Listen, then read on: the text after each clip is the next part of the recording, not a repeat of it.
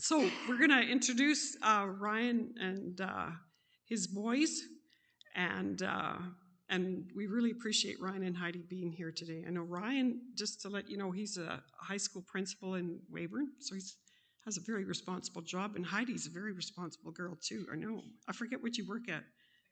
At the credit union, of course. Well, we have another credit union person here, so that's good. Oh, yeah. So what we're going to talk about now is just this whole focus about Clearview Camp, about their part in it. They're going to give us some information, but I think camps and VBSs have just been wonderful ways that have really reached a lot of young people and it helped them form like some spiritual formation, really opportunities at these. And I know Gary and Sam, they took part in like the old Horse Creek Bible School, and I know that really helped them a lot to grow and to establish a relationship and a foundation with the Lord. Um, and I can go back a long ways to Clearview Camp. I was there the first year it opened. However, I was too young to be a student, but my mom was cooking, so I got to go and be a staff brat. But I think there's some wonderful memories and some wonderful things that happen in camps and in Bible schools like that. It gives kids a wonderful opportunity to be in nature and experience the beauty of God's creation. It's a time of learning, but it's also a time of great fun. It's a time of meeting up with old friends and developing new friends. It's wonderful to be in a community of caring youth and adults that are giving some guidance and direction and I think pointing to God. It's a safe place to ponder about your relationship with God. So I think it's a wonderful mission for us to be involved in. Here in Gravelburg, ours has been a little bit localized with our VBS, which has made a great impact in our community, and we're really excited it's going to go again this year. But we are really excited about Clearview Camp, the continued years of its influence and the impact that it's had over the years. Here, we still like to encourage our young people to go if they, if we can. We try and get some over there, and for sure, we try to encourage seniors to take in that senior camp because we have found it to be a really great time as well. Very good. So, without further ado, we'll have Ryan share a little bit here.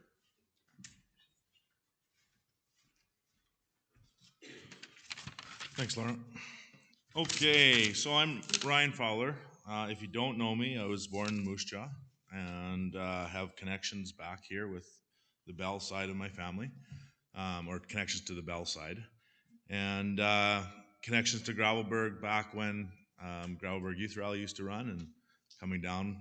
And I think that it all is part and parcel of the same thing, staying at Sam's house. I remember that's where I was billeted. I don't know if you remember that or not, but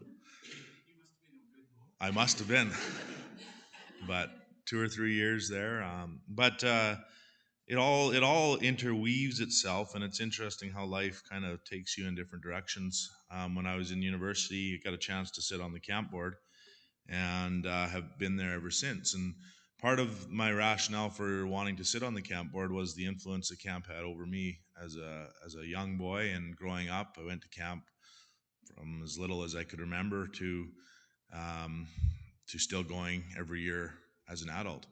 And Heidi went to camp. She worked there as a counselor for, I think, one summer. And being on the board allowed me the opportunity to not only continue the legacy of the camp and the history of the camp, but hopefully at one point in time, my own kids were going to be able to access the camp and build friendships. And I know I met lots of different people from around the province and from Manitoba as I was growing up. And well, do you stay in touch with them? No, but when you see them, you have that same shared experience. So thank you for inviting us, and we're glad to be here. Reese is my oldest. He's 9. And Hudson's 7. They're gonna come up here in a minute to join us. Heidi is my wife. She was a husband, became a wife, and I became a husband. Her husband was her maiden name, so. But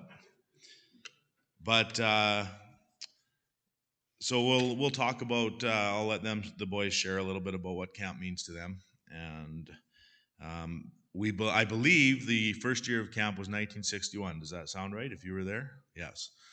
And Heidi's grandpa and a number of other men from the area had decided at some point in time that we needed a camp to allow for um, kids and adults to come together and meet together. And Kenosi Lake is where that was picked. It's inside Moose Mountain Provincial Park on the west side of the lake. There is 3 church camps out there. There's Kenosi Lake Bible Camp, there is Clearview Christian Camp, and then there is the Kenosi Lake Boys and Girls Camp. And so we are the middle camp if you've never been out there. We have a great relationship with all 3 camps. We've really been fostering that as a board over the last 5 or 6 years because at the end of the day, we're all trying to do the same thing, and that's provide opportunity for kids and adults to continue to grow in their journey with God. So, bless you. So the camp is, 60 years old, 61 years old. There's been many changes happen over the years in terms of the development of the camp and the grounds. I think the first year there was no cabins; they slept in tents. Is that, yeah? And since then we have 6 brand new, well, not brand new, they're now about 10 years old cabins for campers. It's a far cry from where we were 60 years ago, but still with the same purpose in mind. Right now, the current board consists of Tim Pippis from Estevan. He's our chair. James Husband from Kennedy. He's our vice chair. And then our members are Laura Olson from Regina, John Smith from Weyburn, Justin Mooney from Regina, Angela Burgess from Estevan, Creston Krogsgaard from Regina, and Glenn Knutson from Carmen, Manitoba, and myself. So there are the 9 of us that make up the board. This year we're back running our camps, kind of as traditionally, overnight camps. Last year, 2 years ago with COVID, we made the decision to not run any camps that summer because there were so many unknowns, and how do you do a camp in the middle of COVID, and nobody really had any answers. And so we decided that we were going to put everything on pause for a year. Last year, we made the decisions to run some day camps and instead of overnight camps, allowing people to still access the camp. But at the end of the day, I think there was a number of people who came out and did stay overnight in their trailers, I brought our trailer out, and again, we were able to provide the camp opportunity. You just lost out on the overnight in the cabin with counselors. This year, we're back running our regular camp overnights with counselors and our schedule. The schedule is available on the website. Did you get a poster or brochures or anything mailed out to you? Do you know? Yeah. Okay. I'll check on that. But if you are interested in camp, it is on our website. We are running a full summer of camps. So we have Girls Week is our first week of July, and then I'll just kind of go in order. Girls Week, which is open to any girls, basically, typically under the age of 13 or 14, usually is who would attend that. The next week is Boys Week, same idea, just boys. Then Junior Week is kind of for 7 or 8 year old up until 12. And then Teen Week, which is 13 through to 18. Following that, we have Family Camp, which is the long weekend in August, and a great opportunity for the whole family to come out to camp and enjoy that opportunity, meeting other families. Following that is our 50-plus week, which is probably 6 or 7 years old now. It is a great opportunity for the 50-plus.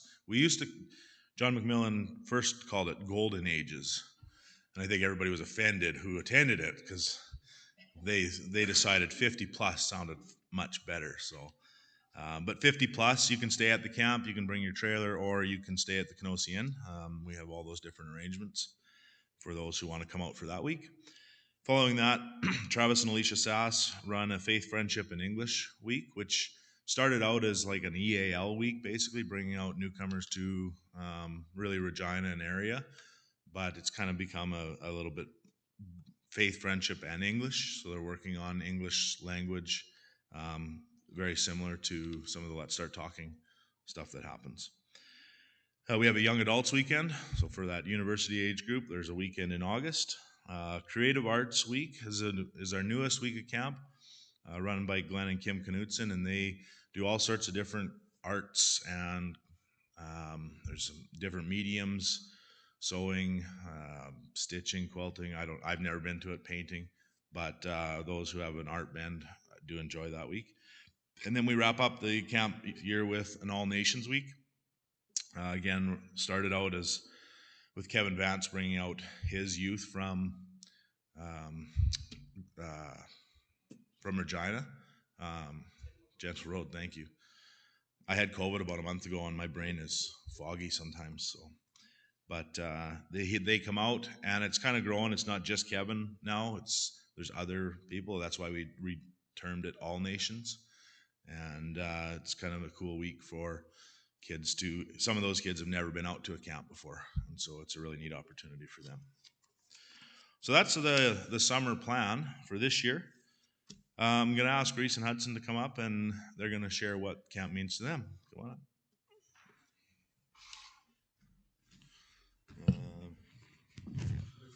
Is there oh, perfect. There you go. What Clearview Christian Camp means to me is playing with the counselors and going to every class and doing archery and basketball in the basketball court. What camp means to me is learning about God and having fun there.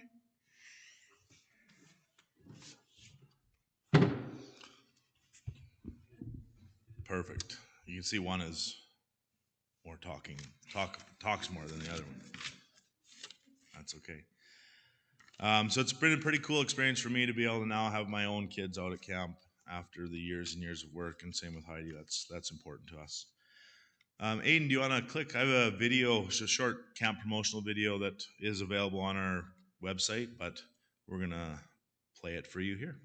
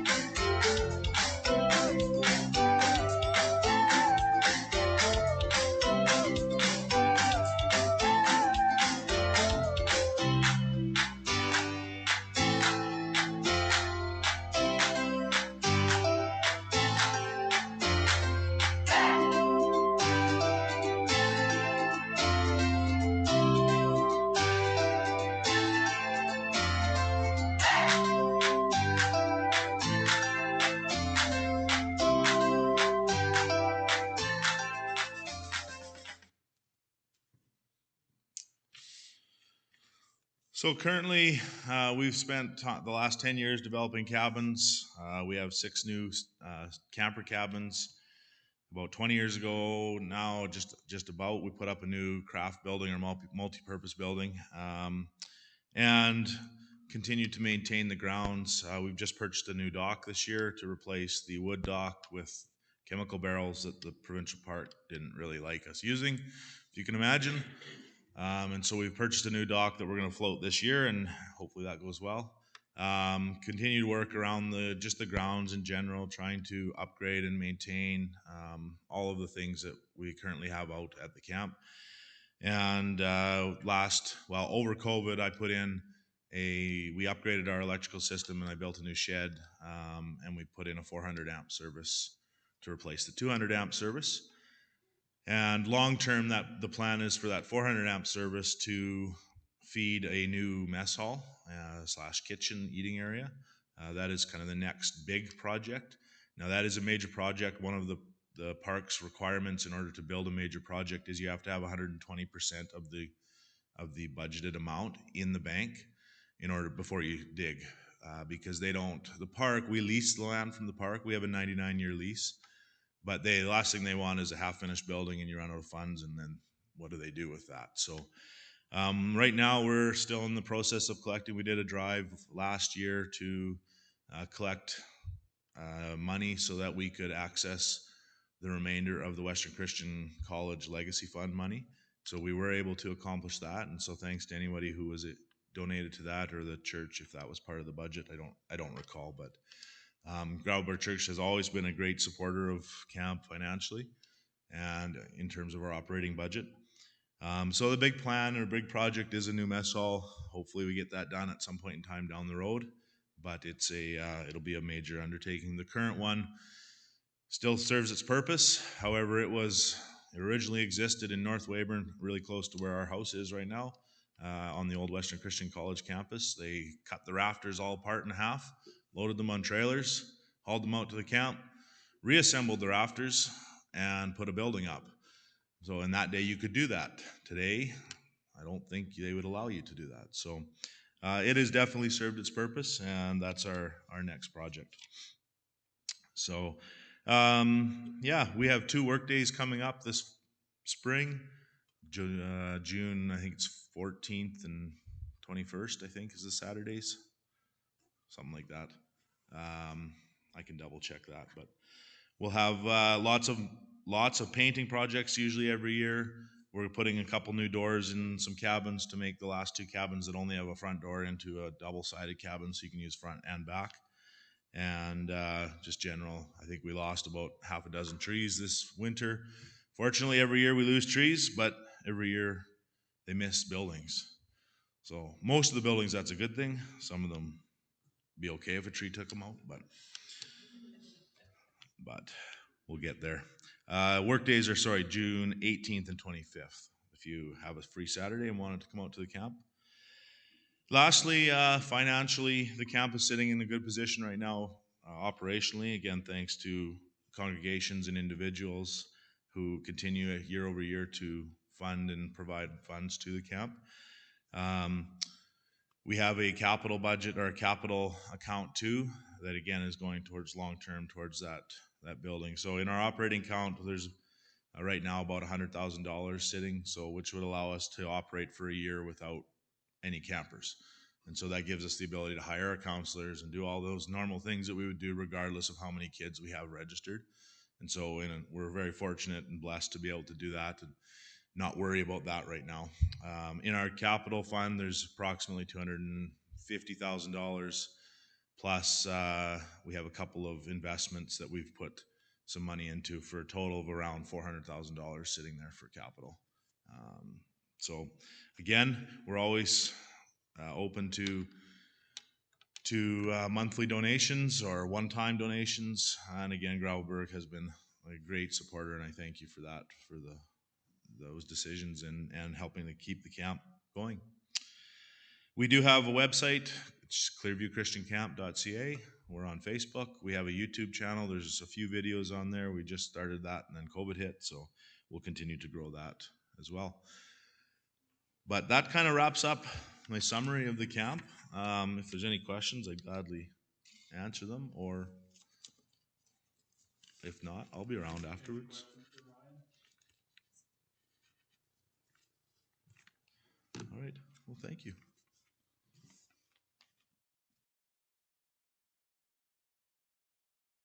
Great morning so far. Thank you, Ryan, for sharing. And now we have an opportunity to hear from Colin and Shelby. If you're not aware, Shelby is the daughter of Jillian third here. And Jillian is, would you believe it, having to work this morning, right? She's on our mission committee. her daughter and son-in-law are here to share, but she's not able to be here. So we'll just have to, when Jillian asks us, we'll just have to give her the full version of it, right? It's great to have you here sharing with us. Lauren and I certainly have a heart for Zambia, as well as I know all of us here. Sam has also been to Zambia, to Namianga, and the mission, Zambia Mission Canada, and what Steve and Joan and Richard Sue are doing. But this is a different mission to Zambia. Colin is a flight instructor and flies planes, and so I guess we'll just have to let us up to date what he will be doing and sharing. And we just welcome your time with us. We know it'll be a blessing to us, so we'll just call you at this time to come forward. And I'll go around and pass these out. They're fridge magnets so that everybody has a picture of them and their email and etc. So why don't you go ahead at this time, and Aidan will get your PowerPoint up then.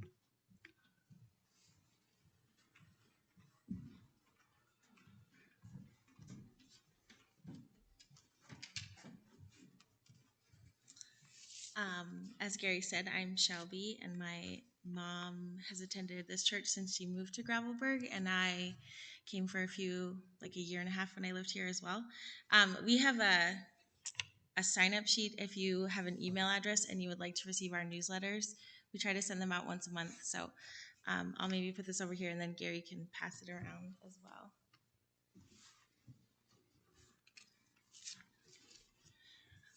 But yeah, so we're Colin and Shelby, and we were here in 2018 speaking about going overseas to Kenya with Africa Inland Mission.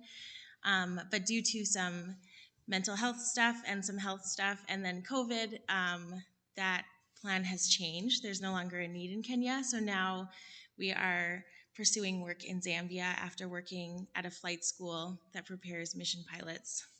Colin is a pilot and an aircraft mechanic, and we'll be doing aircraft maintenance and different types of flying over in Zambia as well. He's going to kind of give you a little thing of our journey and what we've been doing for the last few years, and then what we're going to be doing in Zambia.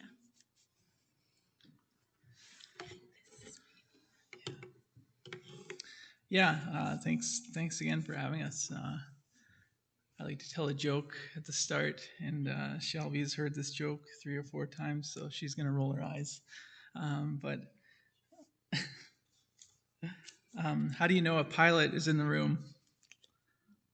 He'll tell you. So I always like it when people introduce us, and they're always saying, "Oh, Colin's a pilot," but I'm also a mechanic, so I like to say mechanics are humble, so I'll stick with that. But yeah, so imagine for a moment leaving your job, packing up all your earthly possessions with your wife and kids, and together setting off toward the mission field, knowing that God had set this desire in your heart over 8 years ago, only to get to training and be told about all those who had failed before you. This was my experience in April of 2019.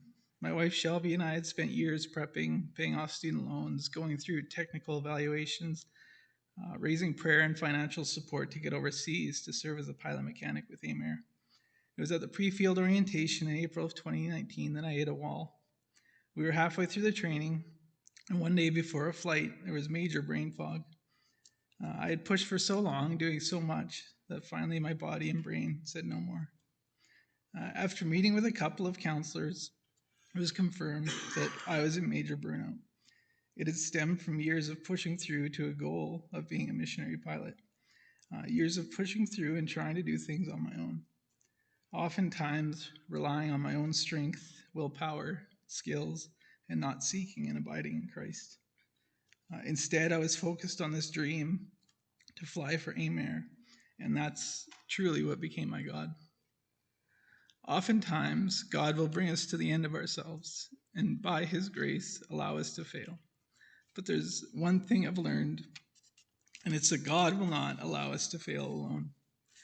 So after hitting the wall of burnout at orientation, the door to serve at Prairie Bible College came about through some friends living in Three Hills. Mission Aviation Fellowship Canada and our organization, Africa Inland Mission Canada.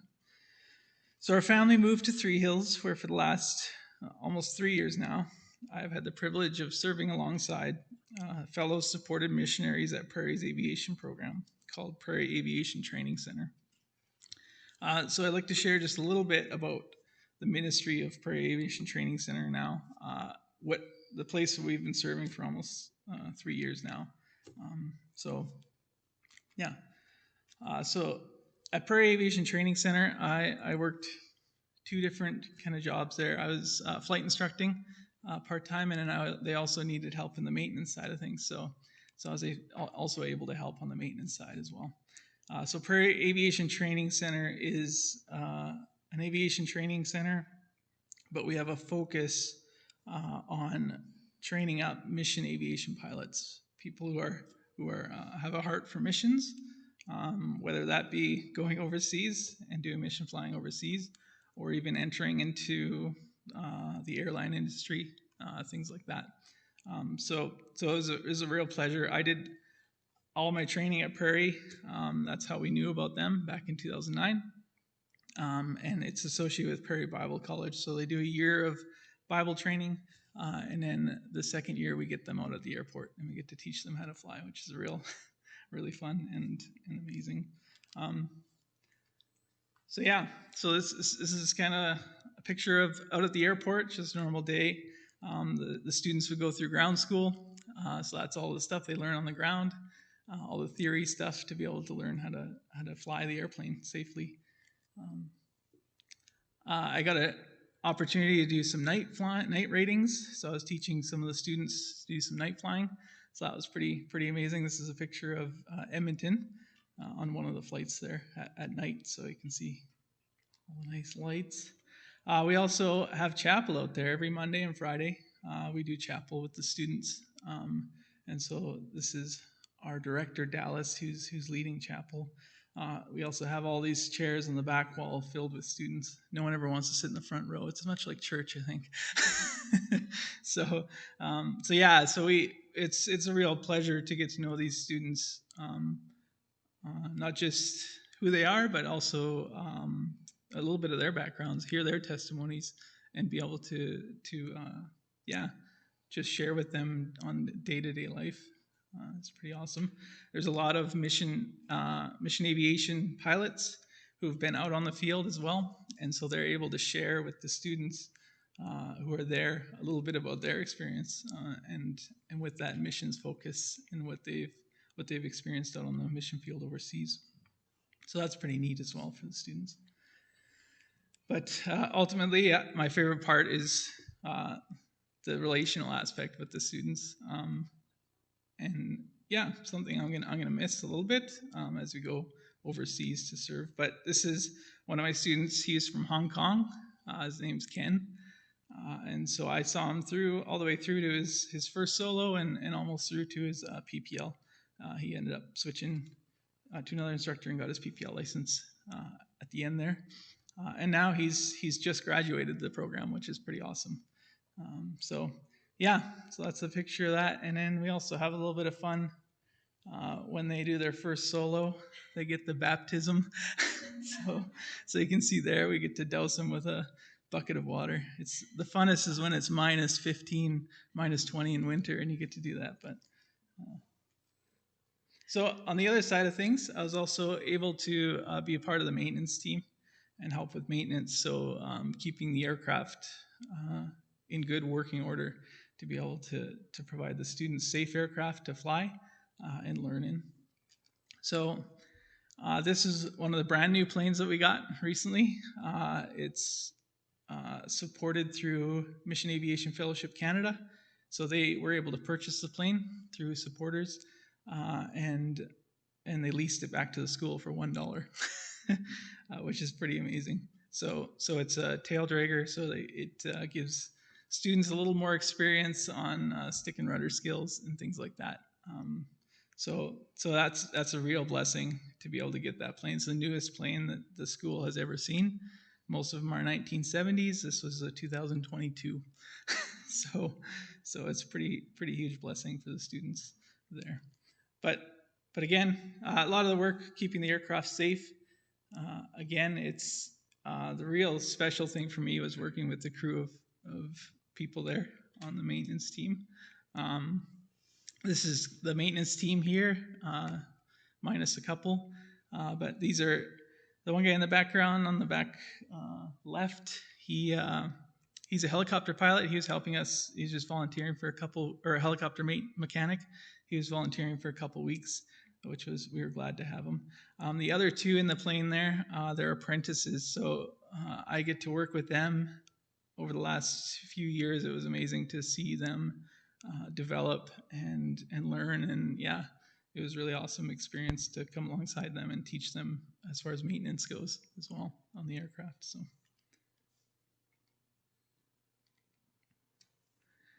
Yeah.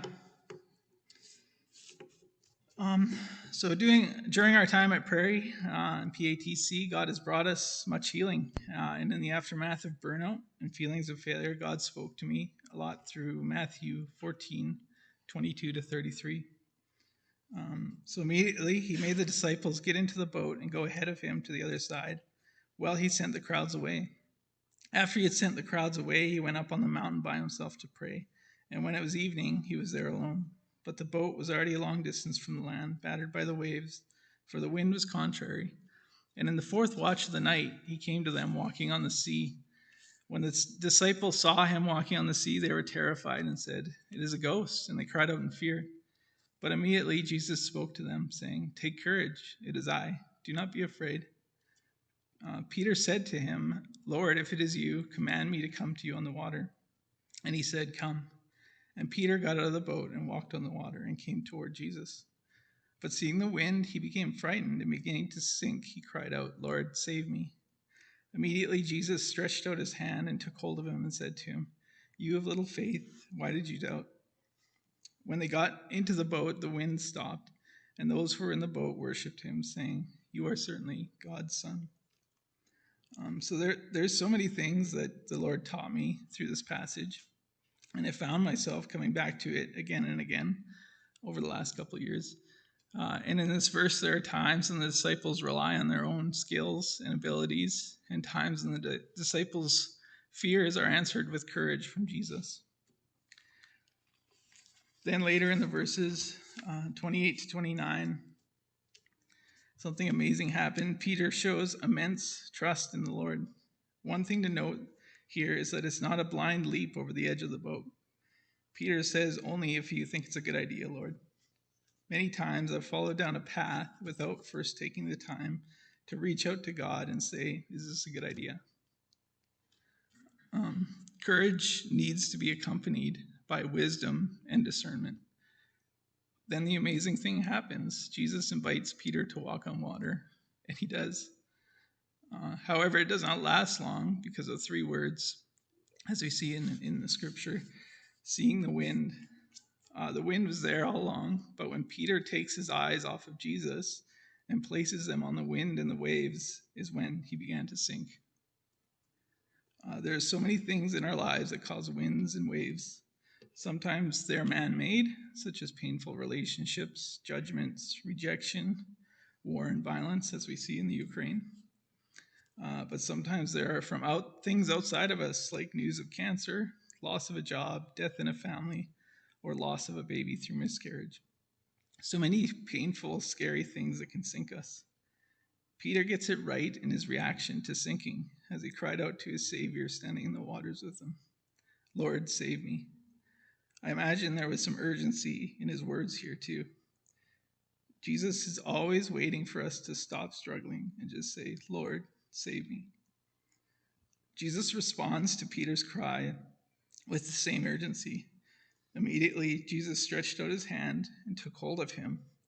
Sometimes we can feel that Jesus isn't there, that he might not care that we are sinking.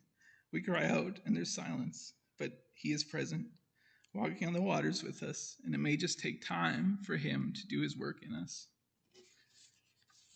In the last verse, verse 33, Matthew records the disciples' response to what just took place.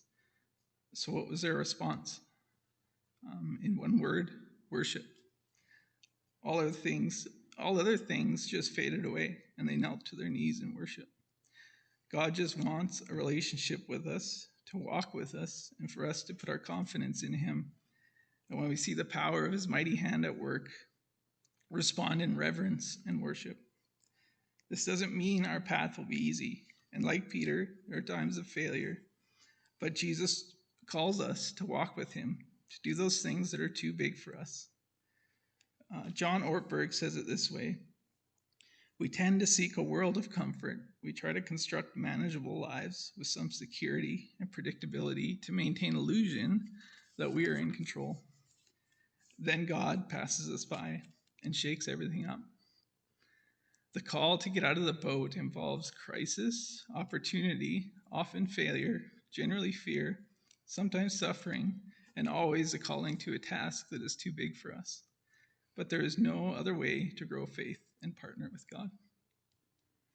Oftentimes, Jesus does his best work out of failure and discouragement and frustration.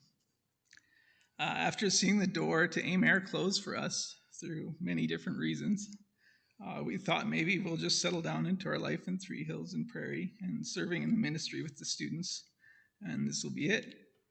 But God kept tugging at my heart about an organization that my fellow employee had served with for 13 years. And we had looked into briefly when there was a chance that due to COVID, among other things, it looked like AIM was going to permanently close their doors. So I reached out to this organization called Flying Mission Zambia, and I shared with them our story about the journey to mission aviation, the burnout, the pain of the training experience, all of it. After sharing, there was a pause, and I just asked, well, does this disqualify us? And they said, definitely, it does not disqualify you guys. That the road to missions and mission aviation is definitely not a straight one. So after this conversation, we decided that God wanted us to step out of the boat again. In November of 2021, we spent 3 weeks in Zambia, then 1 week visiting friends in Kenya. I had the privilege of helping with a long list of projects in the hangar, the main project being resealing of all the windows in their fleet of 3 aircraft to prepare for wet season. It was, I think, the second day after we were getting over jet lag. We were exhausted. I think we went into the hangar, and I remember the guys, they said, hey, you're a mechanic too. And I answered, no, with fear and trepidation. So they took me into the hangar in the back, and they showed me this long list of stuff that they needed done. So while I was there during our 3 weeks, like I said, we were able to help actually work on the aircraft, and I was able to reseal all the windows of their fleet of 3 aircraft, which was a huge blessing to them. They said we've been wanting to do this for some time now, and but they just never had time or the manpower.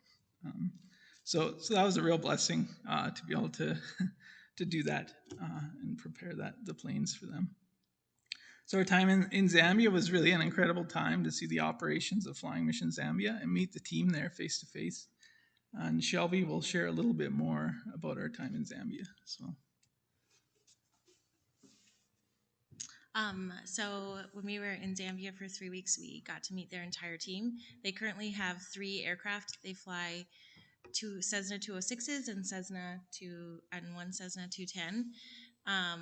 And this is the resealing of all of the windows that Colin did while he was there. So this helps them during their really wet seasons to make sure that their passengers and their cargo are not wet. Flying Mission Zambia mostly moves people and their possessions to places that they can't get to by road, but they also do some medevacs for missionaries as well.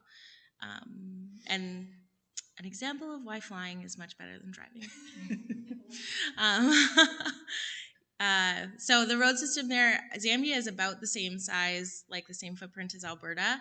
But getting from one location to the next can take anywhere from 14 hours to 4 or 5 days, even though it's not a long distance. And so flying just provides them the opportunity to get to places faster, and then also to move their goods easier as well. So we did get to do some fun things. Colin took us on a flight, and we went to Victoria Falls in Livingston, and we got to fly around the falls. This is them during their dry season. We arrived right before the rain started. Mm-hmm. So I thought they were really epic, but everyone told us they were even better in the wet season. And Ezra got to see chameleons, which was his requirement in order to move to Zambia. He had to see chameleons. So he did Lord it. works in mysterious ways. Yeah. So he agreed we could move to Zambia. Yeah. So while we're in Zambia, the children will attend school, and I will have the opportunity to help them in the office. Flying Mission should be run by 15 to 20 people, and currently it's run by 6. So their need for staffing is huge. Their HR person is also their finance department person, and also the person who does all of their shopping, and also the person who does their scheduling for their fleet of aircraft and all that stuff. So I'm excited to jump in there and help with the organization of all of that stuff. We hope to leave for Zambia in July, so very soon. We're currently waiting on our work permits to come, and we are finishing raising the rest of our support. So we are supported monthly by donors, and just through donations of one-time or monthly things like that. But we also love to connect with people through our newsletter that we send out by email every month. And I think we have a video to show you about Flying Mission. And then if anyone has any questions, we can answer them.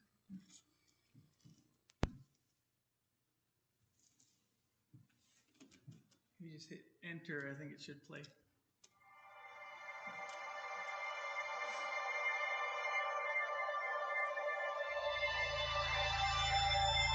My name is Jacob Mukwapa, and I work in administration at Flying Mission Zambia. My name is Jason Spicinger. I'm a pilot and a mechanic.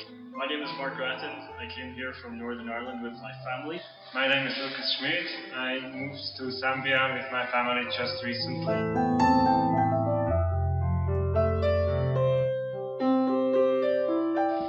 Flying Mission Zambia provides both logistic and service to the Chilongolo community and the missions within Zambia. What we do is we'll go out there, provide logistical services to missions.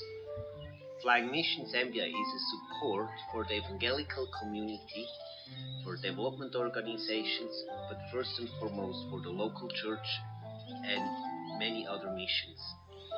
Our success can be seen in the success of those who we fly. Most of the people I fly are missionaries. We fly medical personnel that are coming to work at mission hospitals, people that are serving in an evangelistic or in discipleship in remote areas of Zambia. I am Mark Haiku from Dipolata Mission in Northwest Province of Zambia. It saves a huge amount of time in driving. I can remember my first trip. We started 4 in the morning and didn't get here till 10 at night compared to the 2.5 hours with Flying Mission. I think Flying Mission exists because of a need for reliable, safe, and quick transport, but also as a service to other missions here to meet their logistical needs as well as the travel needs. When you need groceries, you need brake pads, you need a pump, or you need some parts, whatever you need, we'll go out, buy it for you, and whenever there's an aircraft available coming to your direction, we load up those things and bring them up to you. I'm a pilot, so my main job is to fly the aircraft. However, there is always a lot else to do to keep a flight operation running. I like the combination of flying the aircraft and serve people in remote areas who are not as privileged as I am. My job at Flying Mission is to be an aviation mechanic. I also work in the auto shop and in the general workshop. When when we were thinking about coming to the mission field, we wanted to combine a practical ministry with a spiritual one, and Flying Mission gives us that opportunity. We get to serve missionaries who are working out in the bush, and it's great to know that what we do helps them.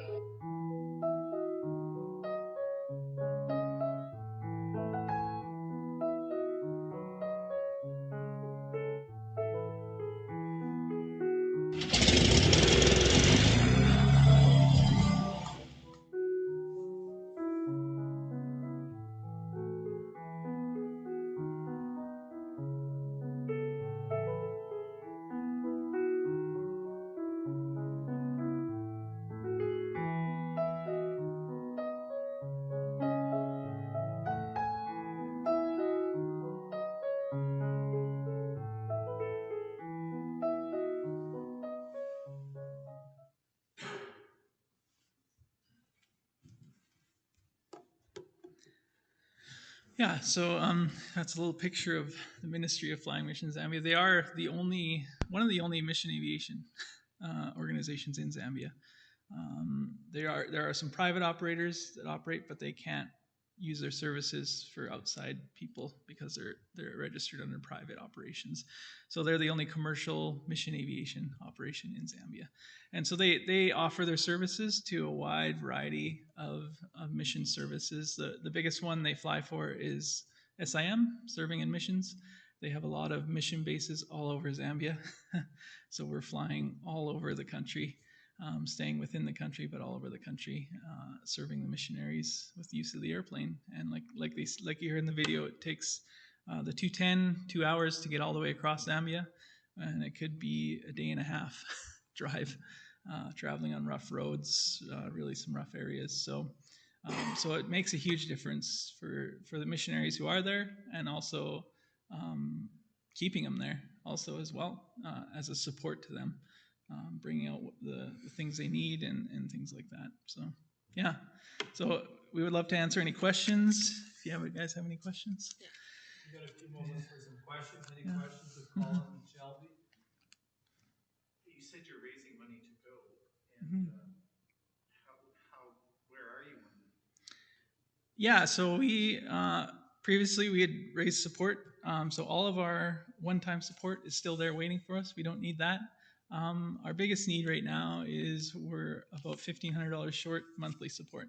So that's our biggest need, is monthly supporters to come alongside, join our team, so we can head out. Our hope is July. Like Shelby, I think she mentioned, they've started on our work permits there, and those typically take a month to 2 months, and they've had success with that kind of time range. So we're still kind of hoping mid-July, late July. So that's kind of our needs there. But we have been waiting almost 3 months for our kids' passports to come back. They needed to be renewed. So we're still waiting on those as well. Yeah. So it actually might be the Canadian government that hangs us up. It's slower than the Zambian government. So it's Yeah.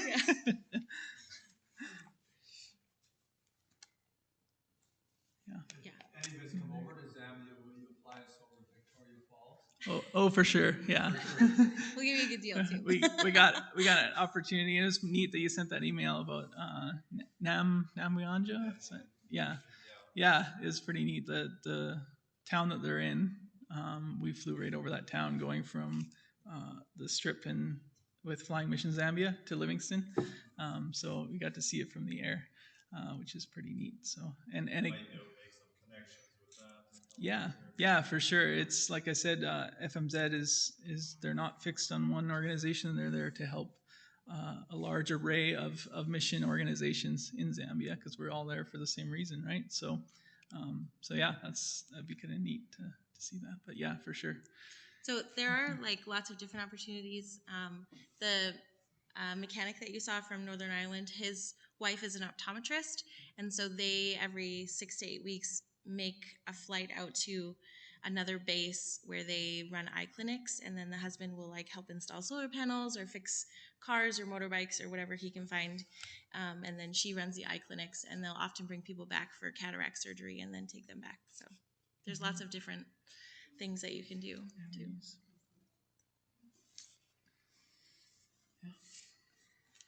How old are your kids? Eloise is 8, almost 9, and Ezra is 7. So they'll attend an international school while we're there. It's about 20 minutes away from the base, which is, we'll live close to the base where Colin will fly out of. So. And is the base near the capital? Yes, it's in Lusaka. It's just like a little tiny bit outside of it. They call it Chilangolo, but it's considered in Lusaka proper, in the capital city. So we'll have access to everything that we need. We're not really going to be suffering or anything, so don't feel bad for us. Yeah, it's internet really, and cell phones and all that. It's a really good location because of it being the capital. We have access to a lot of stuff there, so we're able to, like Shelby said, they have a text group where they'll say, "Can you go buy this stuff?" And a lot of the ladies will go into town, purchase stuff, and then we'll bring it back, and then we'll put it on the planes and take it out to the mission bases in the middle of nowhere who don't have access to that kind of stuff. So yeah. What about landing strips? Yeah, there is a lot. They have a huge list of landing strips that they land at. They have 5 main bases that they go to. One's Mukingi. They have a big mission hospital up north, and then Chit is the other place, and Dipolata, and some of these main stations that they go to. There they go to most often. So we supply those stations more often. But there's little grass strips, dirt strips everywhere. Like when we went to Livingston, we didn't actually land at the international airport because it costs way too much in fees. So we just landed at a strip nearby called Baobab Plains. And yeah, so they're kind of all over. But yeah, so it just depends on the condition of them as well. If we can get in, and if it's safe to get in, then we will. We can use that strip. But yeah, so yeah.